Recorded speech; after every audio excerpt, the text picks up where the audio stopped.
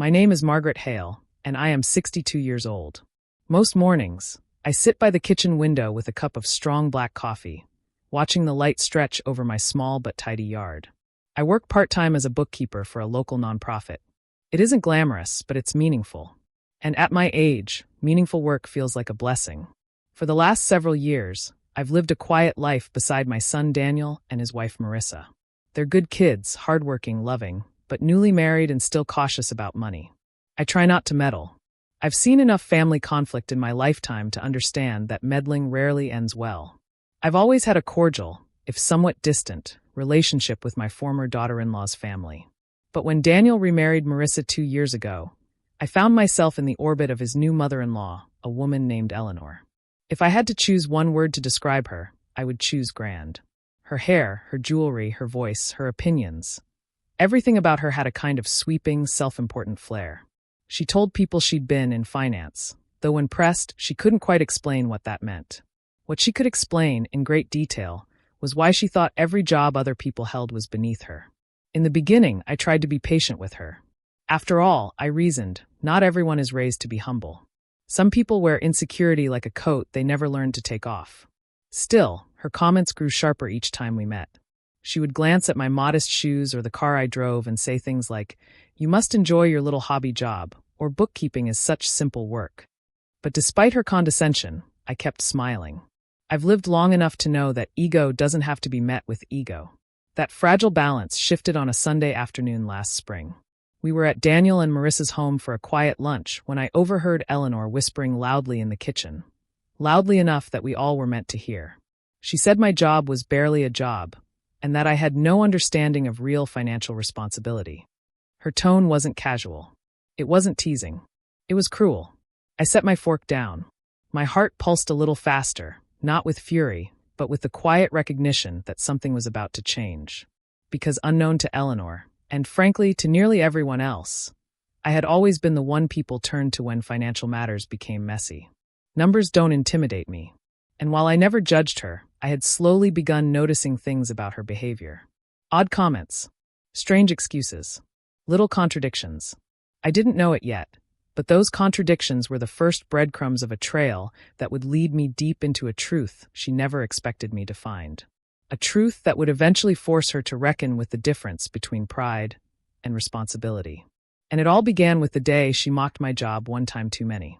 2 weeks after that unpleasant lunch, Daniel knocked on my door with a look I'd seen only during his roughest college years. The kind of look that meant he was trying not to worry me, but had already failed. "Mom," he said gently, "can we talk for a moment?" I led him inside, already bracing myself. He sat at the table, hands clasped, eyes lowered. When he finally spoke, his voice carried a heaviness that made my stomach tighten. "It's about Eleanor," he said. I didn't respond. I simply waited. "She asked us for help," he went on. "Financial help. She took out a private loan last year. A big one. And she's behind on the payments. She told us it's become urgent." I nodded slowly. People run into trouble. It happens. But something in Daniel's tone warned me there was more. "She wants us to cover her next payment," he added. "It's due in 4 days. And Mom, the amount is higher than we expected." I asked him to tell me the number. When he did, I felt a coldness crawl into my chest. "That's not a monthly payment," I said softly. "That's a quarterly balloon, one designed to hide the true cost." Daniel's face tightened. "Exactly. And she said if we don't help her, she might lose her home. Marissa is panicked. She's never seen her mother like this." I exhaled slowly, processing. For a woman who loudly flaunted her financial prowess, taking on such a predatory loan, and then hiding it, made no sense. People who truly understand money don't step into traps like that. Not unless something else is happening behind the scenes. "What did she say the loan was for?" I asked. "That's the thing," Daniel replied. "We can't get a straight answer. It changes every time we ask." Something tightened in me, a familiar, careful instinct. A bookkeeper's instinct. The instinct that comes alive when numbers don't add up and someone is spinning too many explanations too quickly. "Mom," Daniel said, leaning in, "I know she's difficult. But would you be willing to look at the paperwork? Just to see if something's off." I agreed. Not because I wanted to rescue Eleanor. Not because I felt obligated. But because my son had come to me in distress, and when your child needs you, Even at 40, you listen. The next morning, Eleanor arrived at my house, unannounced, carrying a folder thick enough to hide secrets. She handed it to me without meeting my eyes. "I assume you know what you're looking at," she said sharply, a familiar disdain dripping from her voice. "I'll do my best," I replied, keeping my tone calm. She huffed, then added, "Just don't make me regret trusting you with this. Financial matters are complicated." I opened the folder just enough to glance at the loan summary. And right there on the first page, in bold print, was the line that made my pulse stop. Borrower, Eleanor Whitford. Co-signer, Marissa Hale. My daughter-in-law had unknowingly co-signed a loan she never remembered agreeing to. And suddenly, I understood exactly why Eleanor wanted the payment made quietly, quickly, and without questions. This wasn't just irresponsibility. This was betrayal. And I hadn't even begun reading the rest.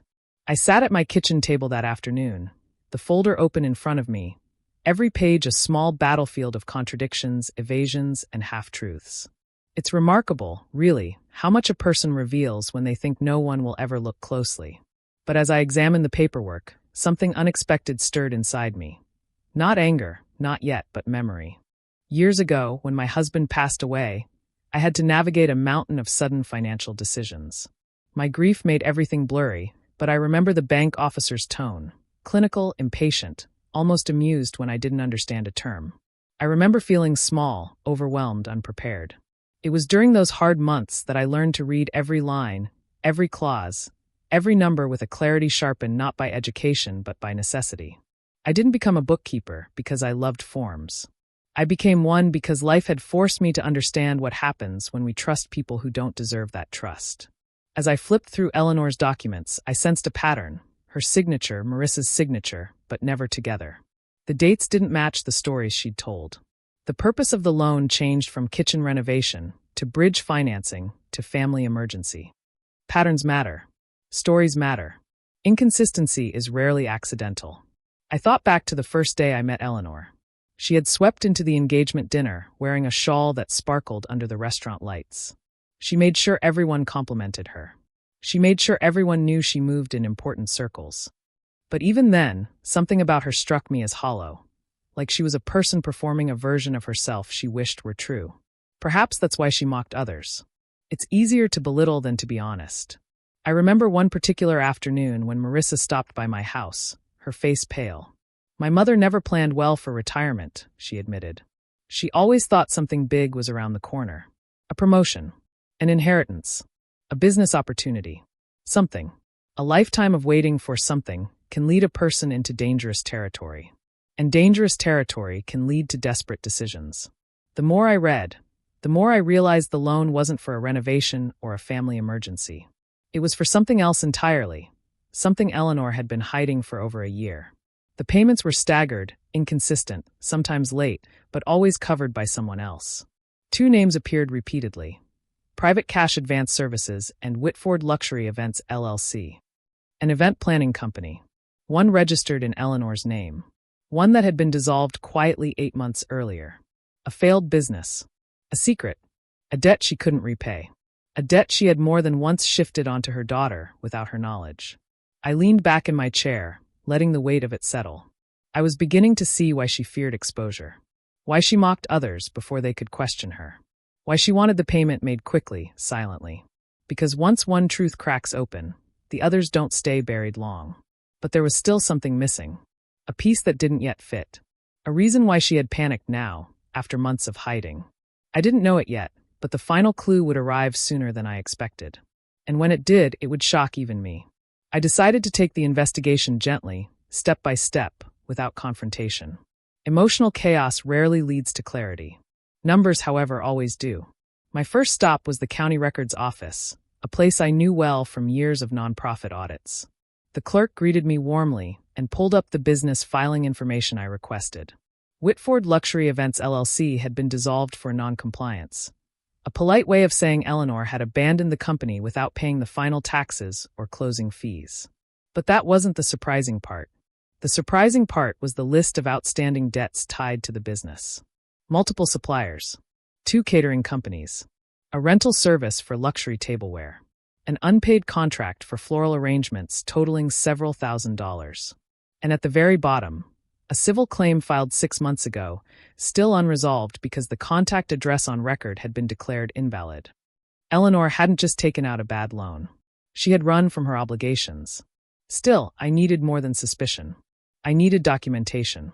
Evidence. Facts arranged neatly, quietly, unemotionally. My next stop was the private lending office listed on the loan statement. An unassuming building in a strip mall, the kind of place that preys on the financially frightened. The manager recognized the file immediately. "She's been late 3 times, he told me. "We sent notices.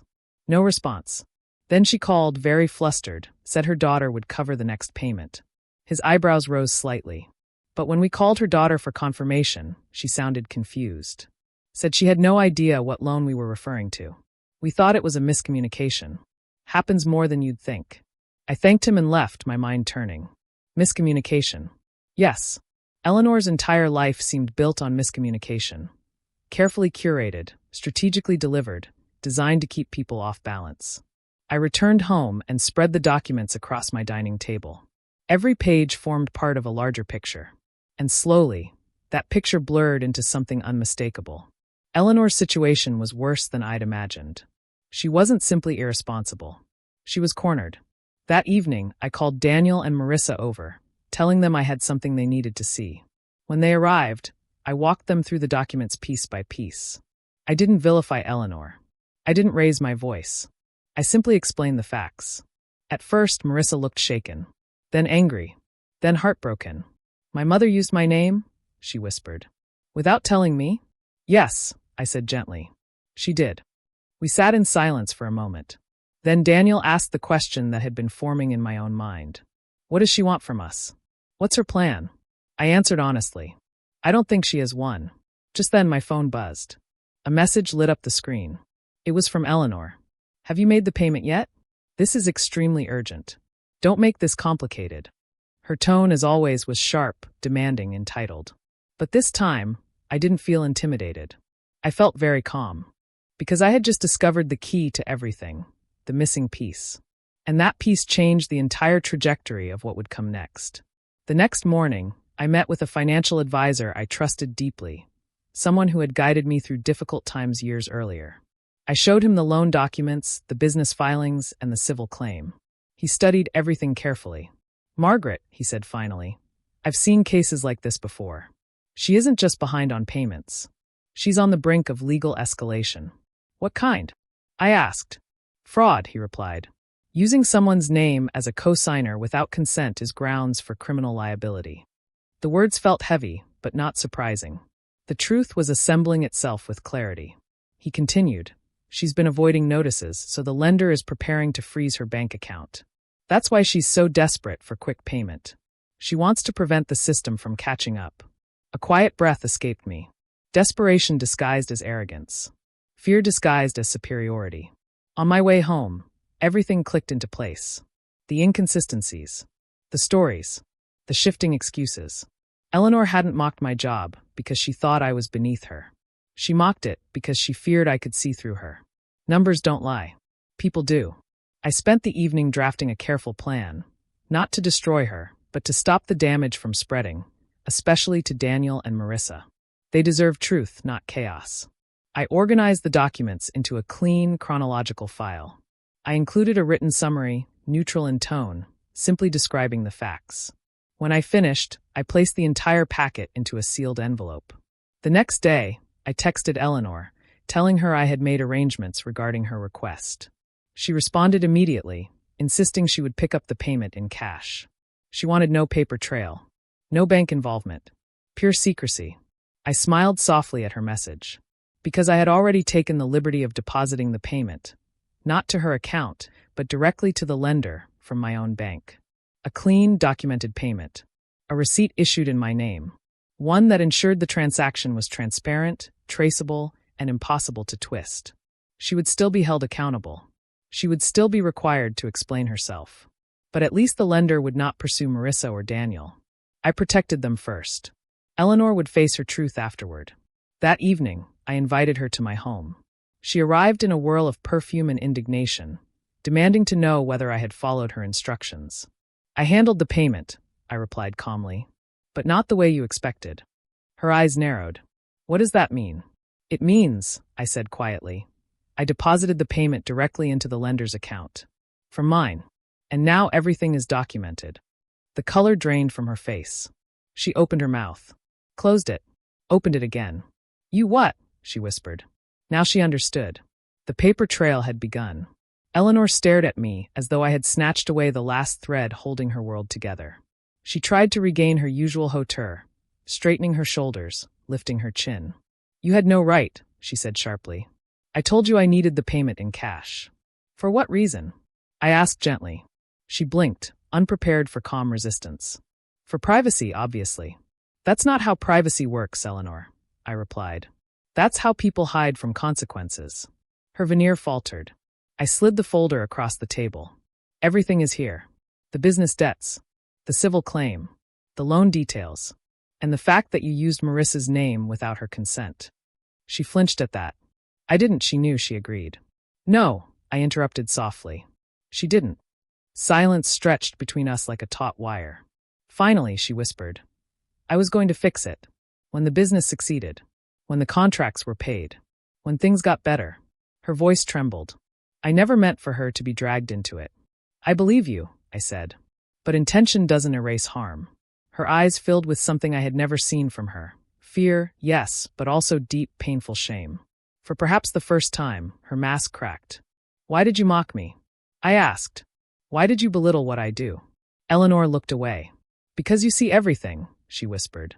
People like you, steady, practical, you notice cracks. And I couldn't afford anyone noticing mine. I felt a surprising ache in my chest. Not pity, but understanding. Suffering makes people defensive. Shame makes them cruel. I'm not here to destroy you, I said. But I won't let you harm Daniel and Marissa, not even through desperation. She covered her face with her hands. What happens now? She asked, voice small. You're going to tell them the truth, I said. All of it. About the business. The loan. The co-signing. Everything. She shook her head. I can't. You can, I said softly. Or they will find out from the lender. Or the court. Or the creditors.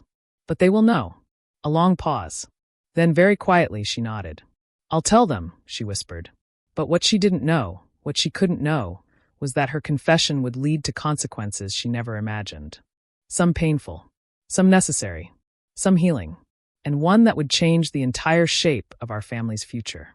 2 days later, Eleanor sat in Daniel and Marissa's living room, hands folded tightly in her lap. She looked smaller than I had ever seen her.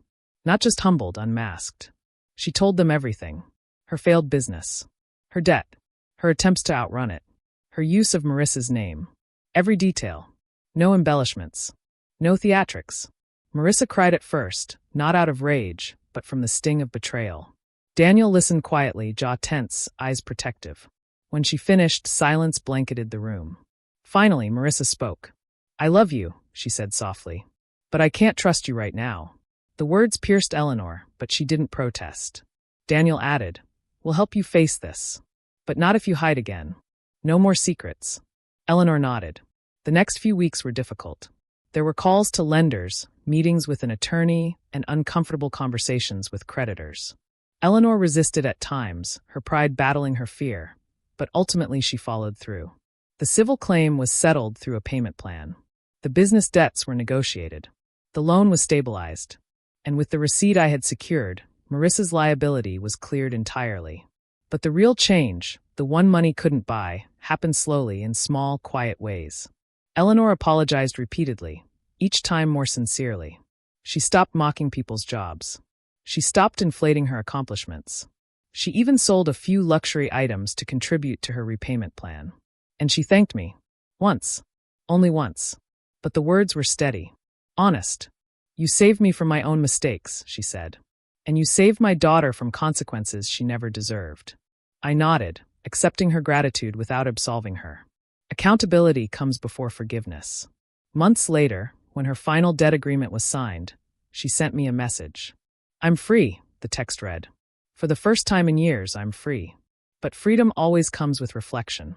And that part, perhaps the most important part, was finally mine to tell. In the quiet months that followed, I found myself thinking often about the strange intersection of pride and vulnerability. People assume arrogance comes from superiority, but more often, it grows from fear. The fear of being seen as less than. The fear of being ordinary. The fear of being exposed. Eleanor wasn't evil. She was human, flawed, afraid, and trapped in the very image she tried so desperately to project. My revenge, if one chooses that word, wasn't loud or cruel. It was simply the truth, documented, organized, undeniable. And sometimes truth, when delivered calmly, is the most powerful confrontation of all. I never raised my voice. I never insulted her. I never demeaned her. I gave her what she had denied herself, clarity. And clarity, when faced honestly, can be transformative. I often think of the moment she realized I deposited the loan payment from my account. It wasn't the money that affected her. It was the understanding that she could no longer hide behind confusion or disdain. Numbers don't lie, and neither does transparency. My relationship with Eleanor is still delicate, but it's real now. Honest, stripped of pretense. She no longer mocks my work. She no longer dismisses my steady life. In fact, she asks for guidance from time to time, quietly, humbly. As for Marissa and Daniel, their marriage grew stronger through the ordeal. They learned early what many couples learn too late. Secrets rot the foundation, but truth, however painful, strengthens it. And me? At 62, I've spent a lifetime watching what happens when people avoid responsibility. I've also seen what happens when they finally face it. There is always a moment, small but powerful, when the truth sets someone free, not with grandeur, but with quiet relief. In the end, this story isn't about finances or paperwork or debt.